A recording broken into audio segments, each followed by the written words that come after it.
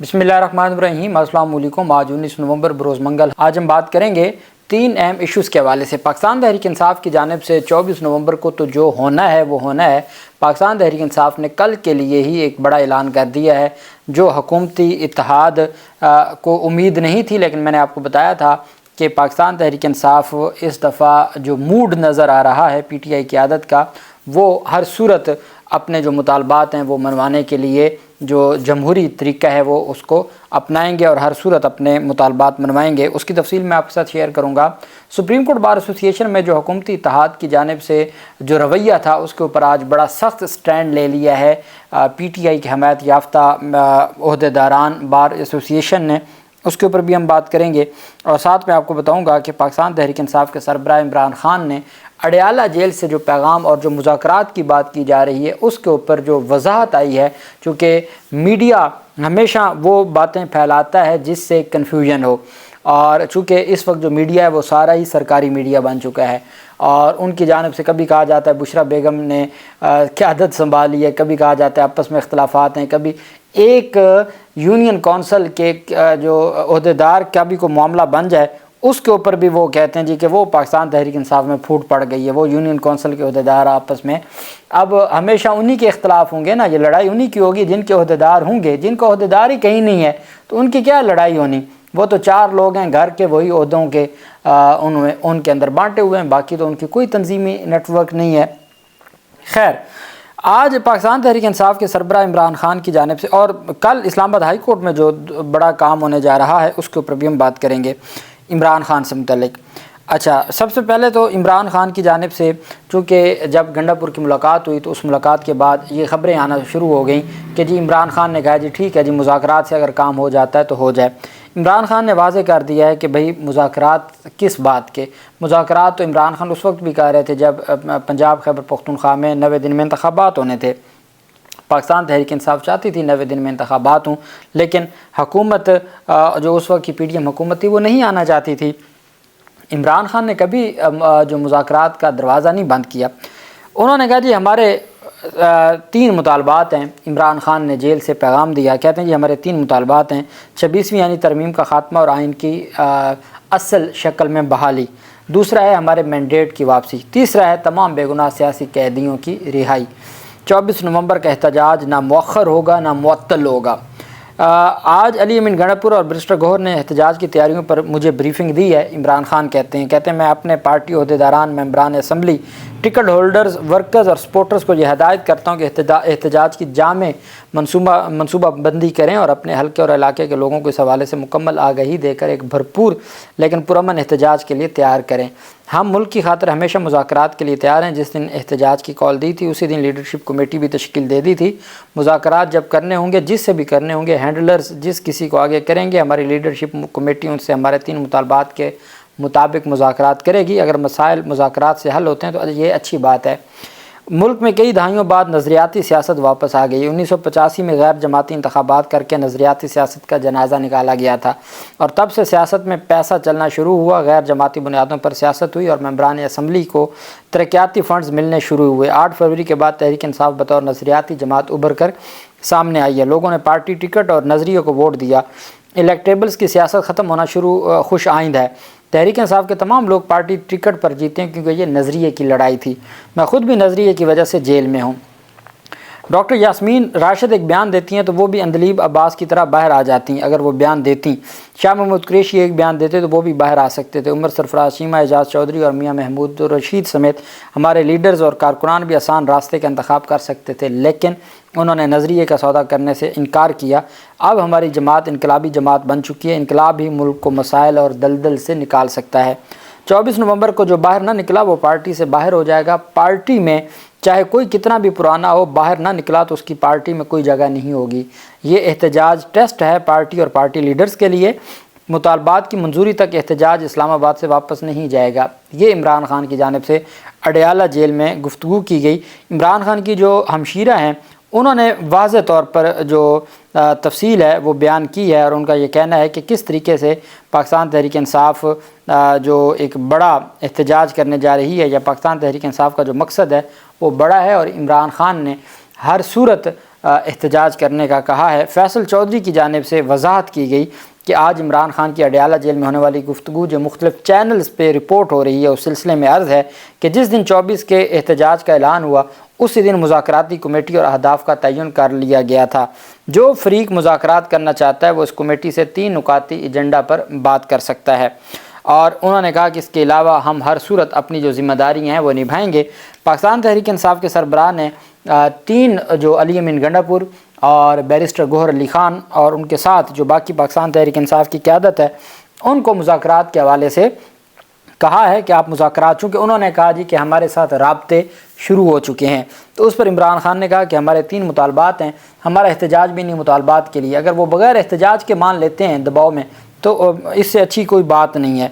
علیمہ خان کے مطابق عمران خان نے کہا کہ ووٹ چوری کر کے آئین کی خلاف ورزی کی گئی۔ 8 فروری کو پی ٹی آئی نظریاتی پارٹی بنی، 1970 میں نظریاتی انتخابات ہوئے تھے اور اب پاکستان تحریک انصاف نے وہ حق ادا کیا ہے۔ علی امین گنڈا پور اور بیرسٹر گوہر عمران خان کے پاس آئے تھے۔ علی امین نے بتایا کہ بہتر تیاریاں ہو رہی ہیں، انہوں نے اجازت مانگی کہ اسٹیبلشمنٹ مذاکرات کرنا چاہتی ہے، اس پر عمران خان نے کہا کہ آپ مذاکرات کریں لیکن ہمارے مطالبات یہی ہیں، مینڈیٹ واپس کر دیں، آئین کو واپس بحال کر دیں، 26ویں یعنی ترمیم کو ختم کر دیں، اور ساتھ جو انہوں نے کہا جی کہ ہمارے جو سیاسی لوگ ہیں ان کو آپ رہا کر دیں، اس کے علاوہ کسی اور بات پہ نہ ہمارے مطالبات ہیں، نہ کوئی اور، نہ ہی ہمارا کوئی اور مقصد ہے۔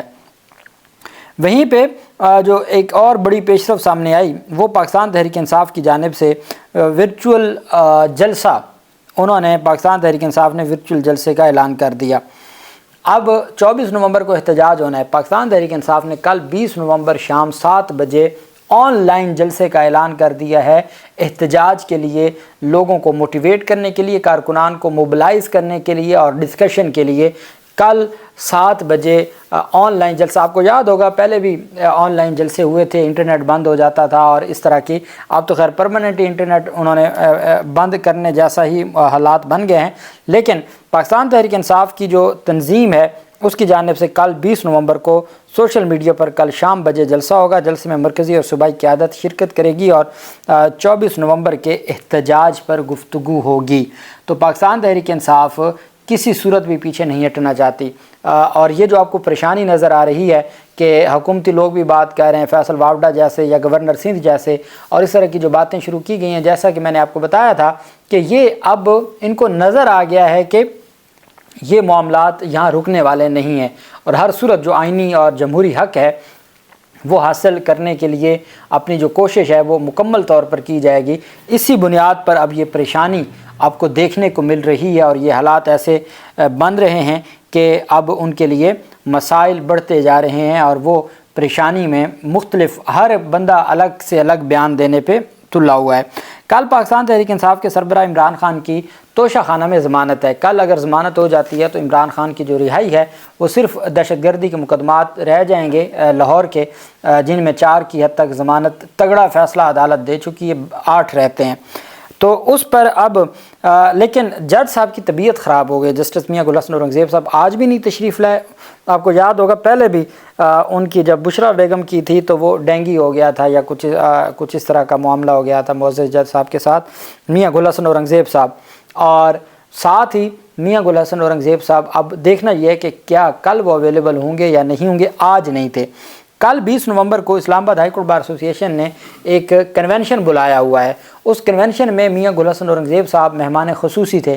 اب کل اس کنونشن میں گل حسن اورنگزیب کی جگہ ارباب محمد طاہر خطاب کریں گے۔ گل حسن اورنگزیب صاحب کل اسلام آباد ہائی کورٹ کے بار کے اس میں خطاب نہیں کریں گے۔ اس کا مطلب یہ ہے کہ اگر کل وہ نہیں آتے تو عمران خان کی توشہ خانہ میں جو ضمانت ہے وہ ہفتہ لیٹ بھی ہو سکتی ہے۔ لیکن دوسری طرف جو پاکستان تحریک انصاف کے قائدین کی ملاقات ہونی تھی، لاسٹ جو ٹیوزڈے تھا اس کو ملاقات نہیں ہو سکی تھی اور اس کے خلاف توہین عدالت کی درخواست دائر کی تھی، وہ بالآخر کل سماعت کے لیے مقرر ہو گئی ہے۔ جسٹس سردار اعجاز اسحاق خان صاحب کل اس توہین عدالت کی درخواست پر سماعت کریں گے، جس پر جج صاحب پہلے بھی کہہ چکے ہیں کہ عمران خان کو آپ پیش کریں عدالت میں، اور عدالتی احاطے میں ہی ان کی ملاقاتیں ہوں اور ان کی عدالتیں لگیں جو اڈیالہ جیل میں لگتی ہیں۔ تو اب کل کا دن بہت اہم ہے۔ حامد خان نے آج ایک بڑی دبنگ پریس کانفرنس کرتے ہوئے جو سپریم کورٹ بار ایسوسی ایشن کے حالات ہیں اس کے اوپر بہت بڑا الزام عائد کیا ہے حکومتی اتحاد پر۔ حامد خان کا کہنا تھا کہ بڑے بڑے برے وقت دیکھے ہیں لیکن کبھی یہ وقت نہیں دیکھا تھا کہ اس حد تک مداخلت ہوئی ہو۔ سندھ سے ہمارے نائب صدر کے امیدوار کے 1403 ووٹ ہیں، ان کے مخالف کے 1430 ووٹ ہیں، مخالف کے 1422 ووٹ ہیں۔ یک طرفہ طور پر بیٹھ کر ان کا نتیجہ بھی تبدیل کر دیا گیا۔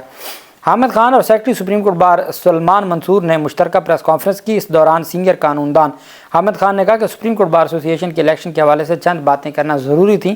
ہم نے انتخابات میں اپنا موقف واضح رکھا تھا کہ 26ویں ترمیم غیر آئینی طریقے سے لائی گئی۔ حامد خان نے کہا کہ صدر سپریم کورٹ بار نے اس ترمیم کے حق میں ایک پریس ریلیز جاری کی۔ سلمان منصور نے اس ترمیم پر وکلاء کا موقف سامنے رکھا۔ صدر سپریم کورٹ بار نے تمام دفاتر کا اختیار اپنے تک محدود کر لیا۔ سپریم کورٹ بار کے رولز کے مطابق تمام انتظامی دفاتر سیکرٹری کے پاس ہوتے ہیں۔ حامد خان نے اس معاملے پر ایک وائٹ پیپر جاری کرنے کا بھی اعلان کیا کہ پچھلے سال بھی کئی ووٹ آگے پیچھے کیے گئے تھے لیکن اس دفعہ تو حد کی گئی ہے، بے ضابطگیاں ہوئی ہیں۔ ملازمین کو بلا کر کہا گیا کہ سیکرٹری کی کوئی بات نہیں ماننی ورنہ نوکری سے نکال دیا جائے گا۔ سپریم کورٹ بار ایسوسی ایشن ایک آزاد ادارہ ہے اور اپنے معاملات میں آزاد ہے۔ انہوں نے کہا سیکرٹری سپریم کورٹ بار سے اس کے اختیارات واپس لینے کا اختیار کسی کو نہیں ہے۔ ایک غیر تجربہ کار بندے کو الیکشن کمشنر لے کر آئے، نئے الیکشن کمشنر نے 2 نتائج تبدیل کیے۔ ہمارے پاس ایک پولنگ اسٹیشن کا نتیجہ موجود ہے۔ نائب صدر سپریم کورٹ بار خیبر پختونخوا 19 ووٹوں سے جیتے ہوئے ہیں۔ سپریم کورٹ بار کے رولز بنانے والوں میں شامل ہوں، ایسی مداخلت میں نے کبھی نہیں دیکھی۔ حامد خان کا کہنا تھا کہ ملک خوشحال کے علاوہ کسی کو سپریم کورٹ بار سندھ کا نمائندہ قبول نہیں کریں گے۔ کوئی سیکرٹری کو کام کرنے سے نہیں روک سکتا۔ تمام وکلاء کا مطالبہ ہے اب سے الیکشن میں بایو میٹرک سسٹم ہونا چاہیے۔ لاہور بار میں بایو میٹرک کا نظام بڑی کامیابی سے چل رہا ہے۔ 26ویں ترمیم بنیادی ڈھانچے کے خلاف ہے۔ ہمارا مطالبہ ہے کہ 26ویں ترمیم فل کورٹ سنیں۔ 2015 میں بھی 21ویں ترمیم کا معاملہ 17 رکنی فل کورٹ نے سنا۔ انہوں نے کہا اگر آئینی ترمیم میں ہی شک و شبہات ہیں تو آئینی بینچ بننا ہی نہیں چاہیے تھا۔ پہلے آئینی ترمیم کے خلاف درخواستوں پر فیصلہ ہونا چاہیے تھا، پھر آئینی بینچ بناتے۔ آئینی بینچ 26ویں ترمیم کے کیسز ہی نہیں سن سکتا۔ یہ آئینی بینچ آرٹیکل 184 اور 186 کے صرف مقدمات سن سکتے ہیں۔ حامد خان نے کہا کہ ایسا بھی امکان ہے چیف جسٹس کی تعیناتی بھی غیر آئینی قرار دی جائے۔ چیف جسٹس کی تقرری بھی 26ویں ترمیم کے نتیجے میں ہوئی ہے۔ سینئر ترین جج کا چیف جسٹس بننا وکلاء کی جدوجہد کا ہی نتیجہ تھا۔ ماضی میں ایک چیف جسٹس کو 3.5 سال کام کرنے کے بعد غیر آئینی قرار دیا گیا تھا۔ انہوں نے کہا پارلیمنٹ کو آئین میں ترمیم کا اختیار ہے لیکن بنیادی ڈھانچے کے خلاف ترمیم نہیں ہو سکتی۔ بھارت میں کسی آئینی ترمیم کالعدم قرار دی جا چکی ہیں، کئی آئینی ترمیم کالعدم قرار دی چکی ہیں۔ 26ویں آئینی ترمیم بھی ہر طرح سے غیر مؤثر ہے اور ہم کسی صورت اپنے سٹینڈ سے پیچھے نہیں ہٹیں گے۔ انہوں نے وائٹ پیپر سپریم کورٹ بار کے انتخابات پر وائٹ پیپر جاری کرنے کا اعلان کر دیا ہے۔ تو یہ اس وقت سپریم کورٹ بار ایسوسی ایشن کے حالات ہیں۔ اللہ پاک پاکستان کا حامی و ناصر ہو۔ بہت شکریہ۔ اللہ حافظ۔ پاکستان زندہ باد۔